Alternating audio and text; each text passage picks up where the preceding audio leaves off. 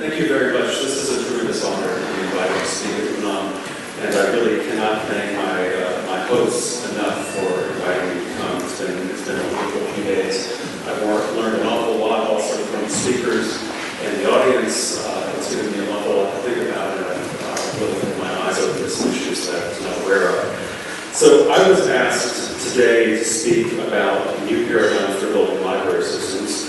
And that's something that we thought a lot about at HathiTrust. We like to think we have done some work to actually change the direction of how libraries organize and operate many pieces of their infrastructure.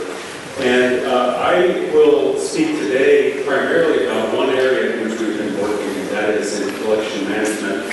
I'll be talking a lot and using the phrase shared print programs quite a bit, and I'll explain what I mean by that and how those set of programs operate in the United States. I will also introduce to you HathiTrust to give you a little bit of context and information about our history and why it is we're working on shared print.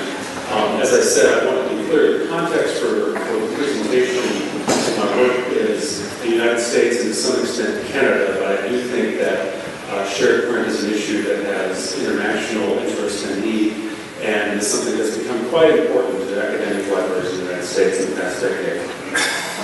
So a quick roadmap for my talk. I will first give you this quick history of what HathiTrust is, a little more detail on our organization.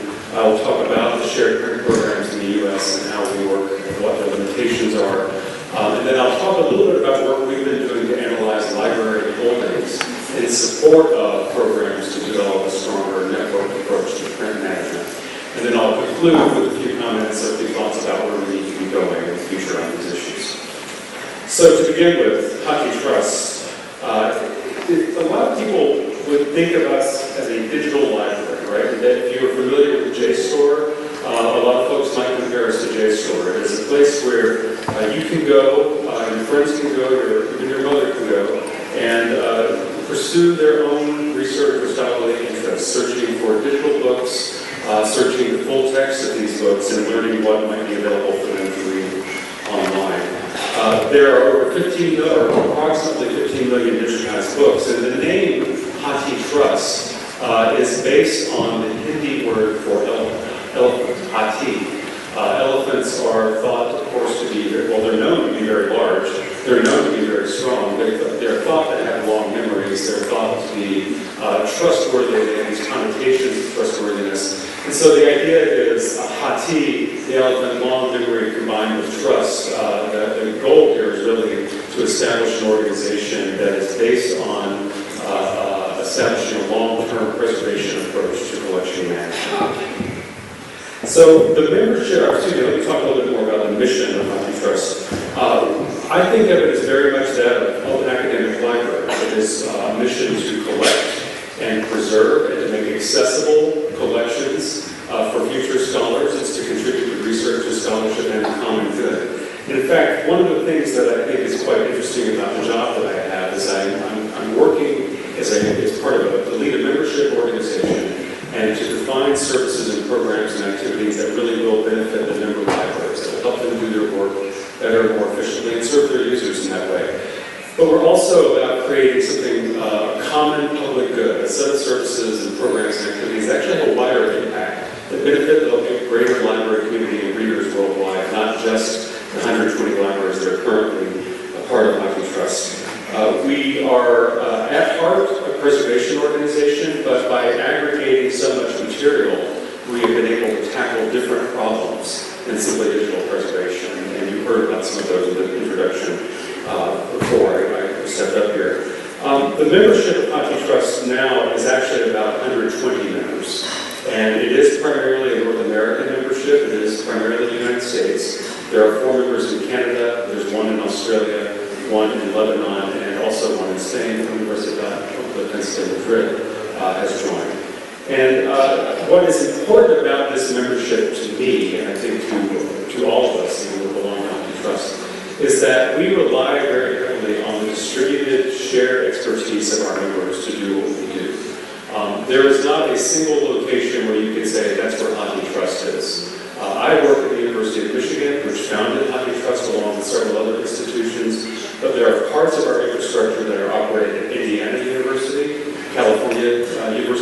California, and California Digital Library in Oakland, California, as well as the University of Illinois Urbana-Champaign. And all of these institutions have particular strengths, and they're contributing those strengths to the greater effort for HathiTrust. Now, the collection today, I said it's almost 15 million volumes. I really hoped it would be 15 million volumes by the time I came here, so I had a nice round number. It's 14.75, so very close. We should reach the 15 million mark in the early part of next year. This equates to, this is digitized volumes, right? So items on the shelf. That equates to 7.4 million book titles, distinct book titles, about 400,000 serials, and of this collection, roughly 40%, 5.7 million volumes are open. That is, they can be read anywhere, by anyone. They are generally out of copyright. And then the last thing I'll just note as far as the big number goes is that we have the storage for this collection is roughly 800 terabytes today. This collection grew pretty rapidly, starting with about 2 million volumes when it began in 2008 and now growing to close to 15 million. During this 8-year period, you see this chart growing. That was the period in which we really put tremendous effort in building the infrastructure to manage this preservation system and to develop the services for access, and include catalog searches and full-text searches, as well as text and data mining. It's just been it was a tremendous effort to build all of this work, and we did it without relying on commercial systems. What we needed to do was so different from what commercial systems were designed to do for any single library. And that brings me to a bit of the story about how this came to be. HathiTrust, really the thinking for HathiTrust probably began in the early part of this century before Google announced its project to digitize collections from major research libraries around the world. You may remember this. In December 2004, Google announced that it would work with Harvard, Stanford, the New York Public Library, Oxford University, and the University of Michigan to digitize collections and put them into the Google search database. And this is the most famous mass digitization program that got started at that time, perhaps also the most notorious. There were several others that began. Microsoft funded some digitization, Yahoo funded some through the Internet Archive. And I would guess that since 2004, probably about 30 million books have been digitized, but that might well be a conservative estimate. That's worldwide. Over 40 libraries have ended up working with Google around the world. Obviously, we do not have that entire collection in HathiTrust, but the collection that we do have from HathiTrust comes from a subset of our membership, and this table just is meant to give you some sense of where the largest contributors are. University of Michigan, as I said, actually, University of Michigan really got into this game from the very beginning. I'd say the digitization effort with Google was planned on-site at the University of Michigan. And University of California has made a substantial investment in digitization, but it's not only U.S. universities. You can see here that the University of Alberta has contributed, as has Keio University in Japan, and the University of Madrid has also contributed a substantial amount of the collection here. Now, the collection is roughly half in English. It tends to hover 49 to 51%, depending on who's deposited when. The major Western languages also make up part of the top 10, and then, of course, you have some East Asian languages, Chinese and Japanese and Arabic, rounding out this top 10. There are about 180 other languages represented in that remaining 12 to 13%. A few moments ago, I mentioned that the collection held about 5.7 million volumes that were open. And the collection holds materials that are both in copyright and out of copyright. Okay? This was a major feature of the Google project, and one reason why it was so controversial.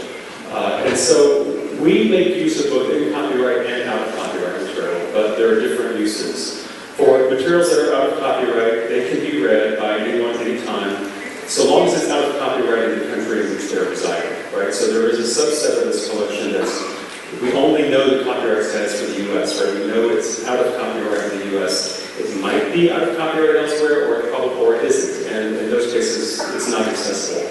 But the remainder of those out of copyright works can be read here today on your smartphone or your tablet here in Mexico City. The remainder of the material that is in copyright we use in a variety of ways. It's available for full-text text searching.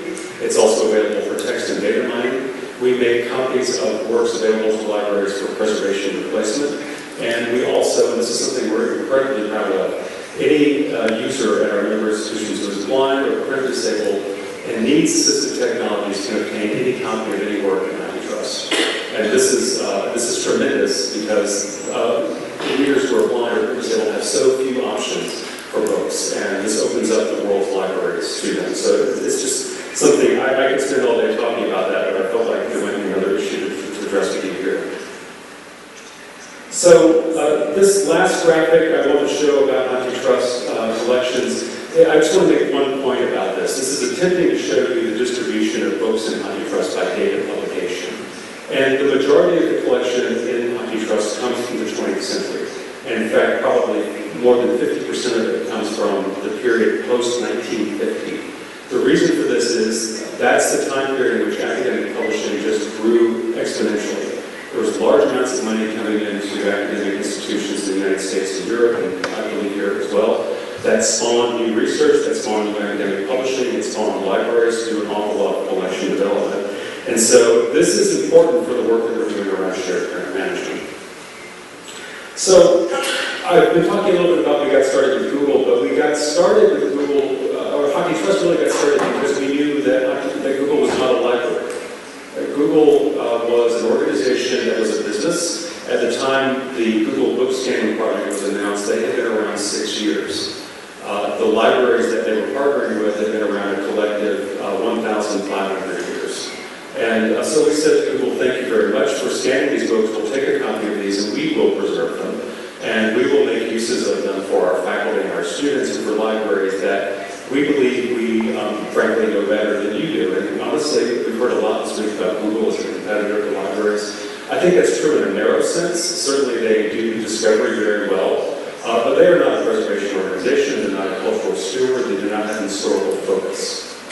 We do as librarians. That's what makes us unique, and it makes it important for HathiTrust to exist. And so the institutions that founded us, Michigan, Indiana, University of California, and the, I never know how many members it was, maybe 11 members of something called the Big Ten, figure that out. These schools all got together and said, we will start this collective organization to build this collaborative infrastructure. We cannot afford to take this data that Google is creating, these digital books. It's like a fire hose coming at us. We need to do this together. We can't afford to do it separately, and honestly, we have other things we need to be doing as well.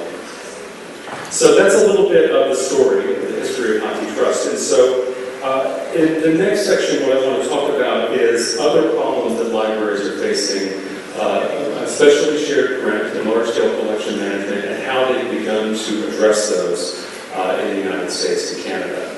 So I'll be talking here about shared print programs. This is a map of the United States, obviously. It is attempting to show you something about the concentration of library collections and their geographic distribution. The rough story here is that there are large concentrations of libraries and library collections in the Northeast, the West, the urban Midwest, and then there are other pockets of it throughout. In fact, within the United States, there's probably, according to the research OCLC did to produce this report, 900 million total library holdings. There are probably between 3,500 and a little over 4,000 higher education institutions in the United States. So that's an awful lot of libraries, an awful lot of library collecting. Now, of that 900, what OCLC also tells us is there's possibly only about 46 million unique distinct titles. So 46 million titles, 900 million items being held. There's a tremendous amount of duplication in that, and there's good reason for having that duplication. You're building local collections for local libraries, for local access to serve the needs of your faculty and your students. But in fact, libraries that were built in the 60s and 70s to hold 1 to 2 million volumes now are holding 3 and 4 million volumes. They're really pressed for space. And so many libraries have created large off-site storage facilities. Harvard is the most famous of these. But a lot of places do not have that money. They do not have the ability to invest in that kind of storage facility. And so they are often turning to their colleagues, their peers, and other institutions to work with them to manage these collections together. Interestingly, this is something that's always so interesting to some, there's just no such thing as centralization in the United States when it comes to higher education or to libraries. There's no central research funding body. There are lots of different research funding bodies, but there's not anyone that funds libraries exclusively and for their basic operations. We get it through tuition, we get it through private giving, we get it through some government support if you work at a publicly funded institution. But it's very decentralized. Everybody's doing their own thing to a very large extent. So shared print programs are an interesting case of libraries working together from the ground up. And they are based on the idea that there's an explicit agreement in place that I will hold these books for some period of time and allow you to withdraw those same titles. But the deal is you must hold these other books so I can withdraw, and then we'll give each other access to these. So there's usually a defined period during which these materials will be held and the agreements in place. They range from anywhere from 10 to 25 years. The programs can vary quite significantly in their size and their scope, and some are focused on serials exclusively, some are focused on monographs. In the major shared print programs in the United States that you see here, there's an awful lot of them actually. They tend to have been developed out of existing consortial relationships or other regional alliances. They often overlap here, and they have different strategies. So, for example, something that's labeled BTAA, I think this is a pointer. BTAA here. That's the Big Ten. They are operating a shared print program where serials are being stored at Indiana University, and there's one copy being maintained for every member of the Big Ten, and then other libraries are drawing their collections down and adding, filling in the gaps of that one collection at Indiana. On the other hand, East, which is just getting started in the northeast of the U.S., they rely on a process of essentially sheltering in place. That is, the collections remain with the individual libraries. They are lendable to each other. They don't lead them to a central facility. There's just a lot of different models here for this. I think one of the things that's possibly even more confusing is that a single library might belong to multiple programs. So I'll take an example I'm familiar with. That's Ohio State University, which is somewhere in that general vicinity. Ohio State University might be retaining books for three different groups. Okay, so their collection, they have their collection, they're keeping their books on behalf of their faculty and students. They're keeping them also with agreements for other libraries in Ohio for a consortium known as Ohio Link. And they're also making commitments to retain materials as part of the Big Ten. Okay, so there's three different overlapping programs, or two different overlapping programs they're part of. This is quite confusing, and honestly, it's confusing. It creates some inefficiencies in the system. But there is a system for this. There is an existing infrastructure to support this kind of collection management, but it does have some challenges in it. I would think about it this way. You can go to any library catalog and learn what is in the collection of that library. In some cases, you could go to that library catalog and learn what you could borrow from other libraries as well. Some libraries have integrated their catalogs together, allowing you to borrow books from each other. And then you could go to WorldCat, OCLC's WorldCat, and discover where certain books are held anywhere in the world. Okay? But one of the things that you're finding out there is you find out where the library holds a book, what book is in the library. You don't find out how long that library intends to hold that book. Right? So you know it's there today, you don't know if it will be there tomorrow. And since libraries are in the process of trying to rationalize collections and draw them down, there's no easy way in the system to discover who is holding what and for how long and what agreements have been made. And it kind of works like this, that me and my colleagues and 10 other institutions, we have agreed to implement a shared print program. We know what each other is holding, we know that each other is holding these works for 25 years. But in order to tell other libraries that, it needs to be disclosed to either a special registry or in WorldCat. And the higher up this ladder you go, from the local library catalog to the global, the more difficult, the more challenging, the more costly it is to expose those holding commitments to other libraries. And so, quite honestly, if you've got your problem solved, there's no incentive to disclose it worldwide, what you're planning to do with these collections. And you should do it. It's good practice to do it, and many do it. But in fact, what we estimate at HathiTrust is that there are probably, for example, 19 million commitments to retain monographs that have been made by libraries in the United States. But we believe only 2 million of those are disclosed to WorldPath. Okay, and this is significant because it means that you don't have information at your disposal to know who is holding copies and whether or not you have the last copy or someone else is communicating the last copy. So today, where we are is a system that works pretty well for those groups that are operating, but there is some inefficiency in the programs. We don't know a lot about overlap between the programs. We don't know a lot about gaps among these programs. They do collection development and collection management activities together very much. They do it within their circles, but not among them.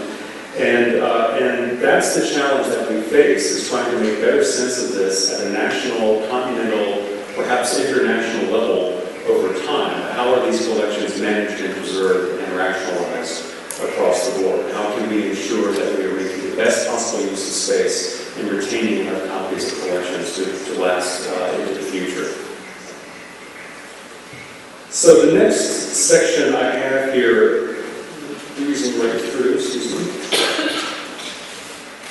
I want to talk a little bit about holdings data. That is the data that tells us what a library has in its collection and other characteristics about it. Our goal at HathiTrust is to work within this shared print world and to take a leadership position to really help catalyze the development of a more sound, a more comprehensive safety net really, that links print and digital preservation. We've been doing digital preservation. We want to link that to print preservation as well. We have grown these programs of ours at scale. We've done it in a way that when we're working on behalf of 120 members, we can do things more efficiently, more rapidly, and frankly, we have greater weight with vendors than we do as independent agents.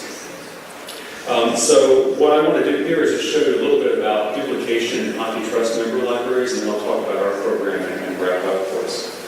So we've been collecting since 2010 data about holdings of member libraries in HathiTrust. That is, every year the libraries tell us what's in their collection, what's on their shelf.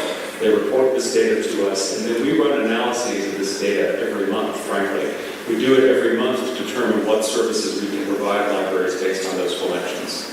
Okay, so if you have a book on the shelf, if you lose it, you get a preservation copy, this tells us that you have that copy and we can provide you with that access.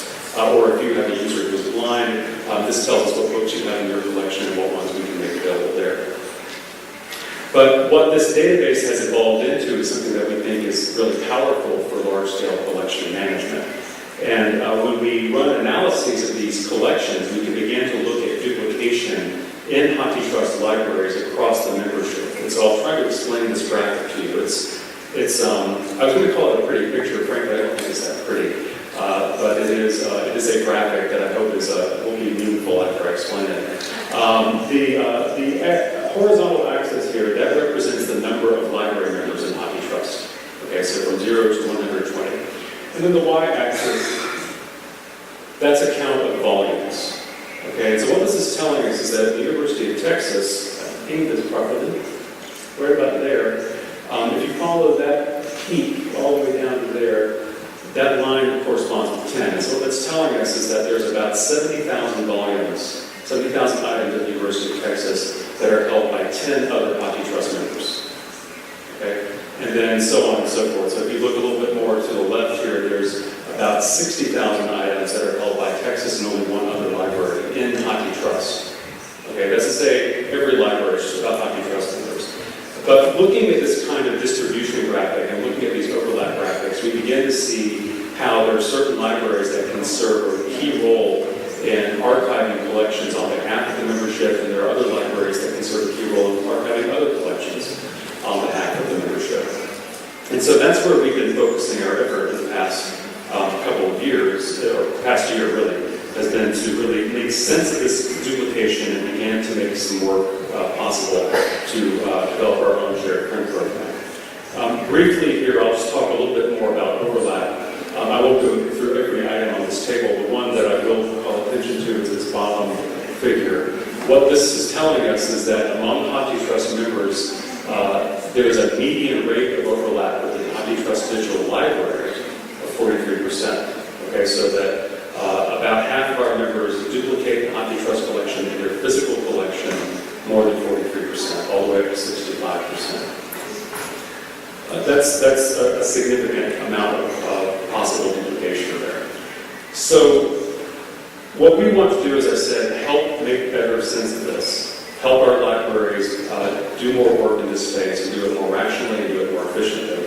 And so that leads us to the HathiTrust Shared Print program that we are just launching this year. It's being launched by a woman named Liz Ann Payne. She is the program officer for this effort at HathiTrust. I wanted to be sure to mention her name because she and I both give talks on this project, and she contributed some of the slides to this talk, and sometimes she takes some time. So the goal of this program is, as I said, to link print and digital preservation. What we want to do is, among our membership, secure commitments to retain books that correspond to every single monograph in HathiTrust. So the 7.4 million digital books in HathiTrust, we want to secure at least one commitment to retain that physical version at a HathiTrust member.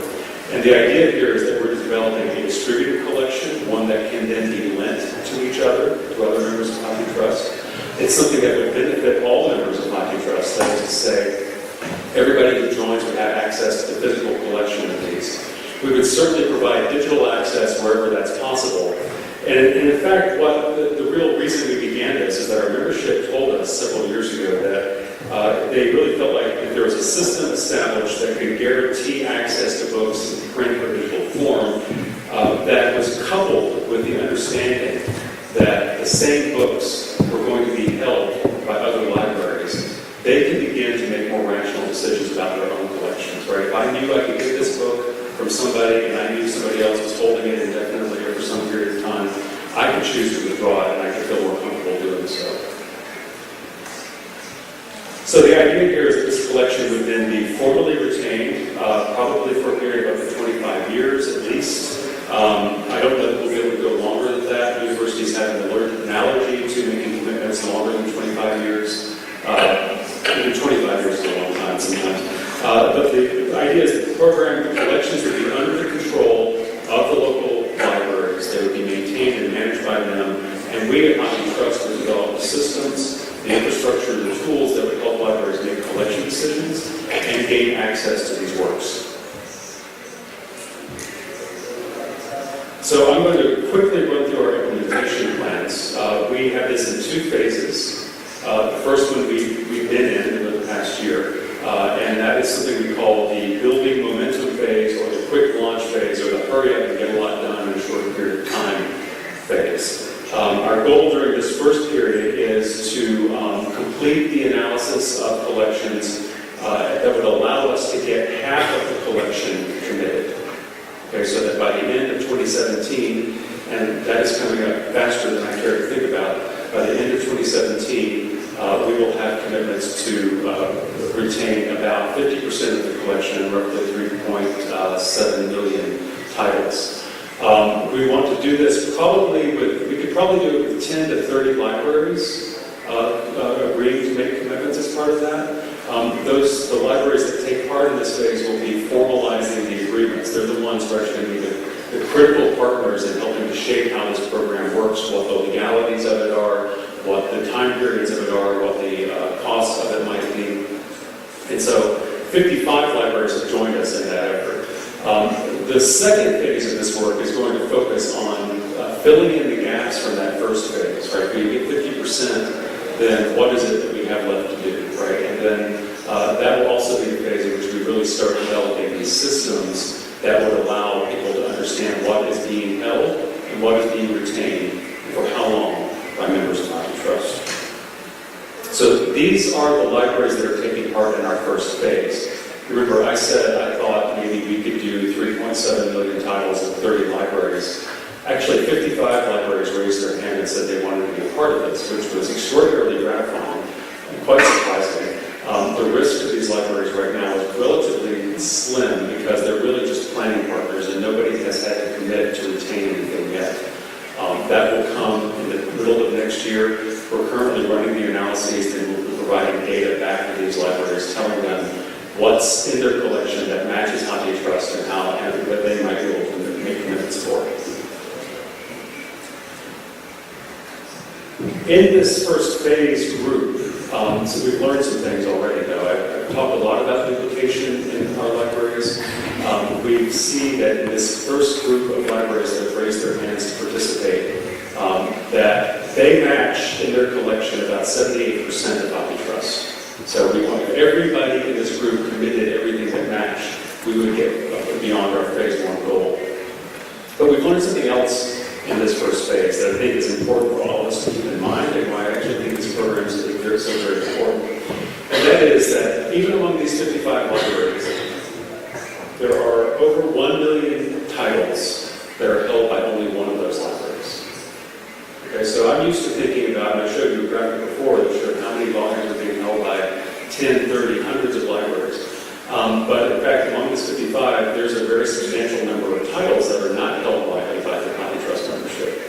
In fact, if you look at this number, there's only about 19,000 items that are held by more than 10 of these libraries. So it's very interesting here because we see we know there's duplication. However, we're also learning something that Morgan Dempsey at OCLC has said more than once, which is that rarity is common in collections. Rarity is common. There's only one book that's held by every one of those libraries. And I was expecting, I don't know, I had all kinds of guesses about what it might be. I thought it would be a novel that was widely taught. No, it's a political science book. So I'm going to briefly talk about what we're not doing in phase 1. And I want to emphasize this because I think one of the reasons HathiTrust has been successful is focus. Right? We have focused very carefully on what we can get done, and we've tried to leave the other things to the side. So in this first phase, we do not want to be overly bogged down through deliberation and planning. Right? We've done a lot of planning. We've been planning for years for this. So in this first group, we're not going to do things like determine what is the optimal number of copies that should be held. Okay, we want to get at least 1 to start with. That's the minimum. Maybe we need to hold 10, but we're not going to go there yet. We don't know. We're also not going to be doing a risk assessment. That is, we're not going to be targeting specific titles that might be less common. We will get them all eventually, but if we try to figure all this out up front, I'm afraid we would not get started quickly enough. And we're not making any specific demands on libraries to hold materials in specific storage environments or in dark storage and not blend it. We don't believe libraries would commit large parts of their circulating collections to dark storage or would be able to even meet some of the preservation facility requirements that we know we will eventually need to have in this program. These are issues that we're not ignoring, we're just putting to the side so we can get started, and we'll come back to them in later phases. I'm going to, in the interest of time, I'm going to wrap this up now and make just a few last points. As I said before, there is not a kind of national infrastructure for library services like this. There are certainly things that we do at a national level. We catalog, we work with OCLC for cataloging, we work with Library of Congress for cataloging, but there's not a national library that can lead the way on print management the way that, say, the British Library did in the United Kingdom for a large print management program called RLUK, where it's like, they are committing to hold volumes of all the serials titles. And so, really, actually, the United States has tried to have national level preservation programs in the past, and they have not succeeded. It goes way back in the 60s, this story of failures, unfortunately. So the national program is going to be successful in the U.S., and really, I think in many places as well, not just the U.S. It kind of has to come from the ground up. The libraries themselves have to organize this and not be dictated to, but develop a program that meets the needs that will support them. And that's the goal we really have here. We want to support our members in developing this program that supports them, and then we'll have a wider benefit to the rest of the library community and to the world. And so my last comment here is essentially me. I want to speak up for the books for a second, because I've been standing up here talking about the possibility of making it easier for libraries to withdraw books and to essentially reduce their collections. I don't want you to think I'm single-minded here. I studied English and American literature in graduate school. I have friends from graduate school who are now professors. Where we went to school, there was a very deep program in the history of the book and in textual bibliographic studies, and these folks, the friends of mine, are often kind of outraged when they hear me talk about this project, because I'm making it easy to throw books away, and I'm ignoring the needs of the scholars. But I want to say I see it very, very differently. I think this is not about throwing books away, it's about saving them, right? Because imagine for yourself a second that you're a library director at a small library with very little space and a large collection, and you've just been told that you have to make way for new student services that are going to occupy spaces in your library. That might be a great thing to do, but if you don't have information at your disposal that tells you who else holds things in your collection and whether or not they're committing to retain them for periods of time, or if you can't get them from other libraries, you're going to be making decisions in the dark, right? And I think that that is a risk. And that actually is a greater risk to scholars, that if we make decisions in the dark without available data, needed data, then we run the risk of losing the print record, right? Losing portions of it. And some of my friends might say, well, there's portions of it you can afford to lose. Maybe so. But I don't want to start from that premise, right? I want to start from the premise that we have built a legacy of collection building. We are stewards of cultural heritage and scholarly heritage. And it's our job to ensure that this collection and these collections are available into the future. Print collections will be important in the future, even in a world with digital access, and it's our responsibility to help maintain that. So I'll stop there. Thank you very much.